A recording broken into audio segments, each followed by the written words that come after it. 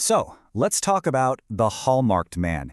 It's the latest and, yeah, probably the darkest Cormoran Strike novel from Robert Galbraith, who we all know as J.K. Rowling. This book is gritty, it's super psychological, and honestly, it's a little intimidating in its complexity. We're gonna dive right in.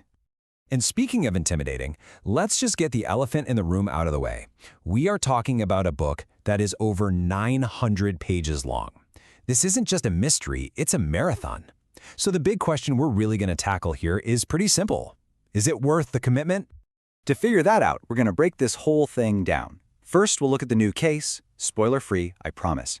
Then we'll dig into the themes that really make this book tick. After that, we'll get into a balanced look at the strengths versus the weaknesses, and finally, we'll land on a verdict about who should actually read this thing. Okay, so let's get into the investigation. What exactly are Strike and Robin getting themselves into this time around? Well, the case starts out simply enough, A man vanished decades ago right after a huge financial scandal.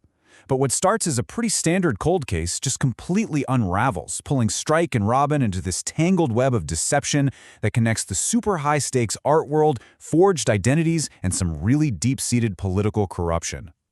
And this whole investigation really circles back to the title itself. I mean, a hallmark is supposed to be a guarantee of authenticity, right? Of quality. But this book flips that and asks a much deeper question. What if the marks we carry aren't about perfection, but about the permanent scars left by our experiences? The entire mystery really hinges on that idea. And the critics really responded to this depth. The Telegraph called it a labyrinthine but deeply human story, and even noted that this one really pushes the series into its most mature and sophisticated territory yet. But the whodunit part of it, that's really just scratching the surface. Let's peel back those layers and look at the powerful, modern ideas that are driving this whole story forward. There are really 4 core themes that lift this book way beyond a simple mystery. You've got this constant battle between what's real and what's fake. You've got the crushing weight of the truth once you finally find it. There's a surprisingly sharp critique of modern Britain, and, of course, a huge step forward for Strike and Robin themselves. And this right here, this slide gets to the heart of it all.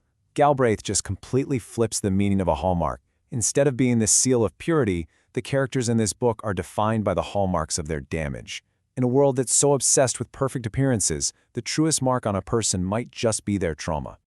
And this just perfectly illustrates the human cost of their work. A critic at The Guardian put it so well. This story isn't about the thrill of solving a crime. It's about the psychological toll of surviving it. It's about what happens long after the case is closed. Okay, but no book is perfect, right?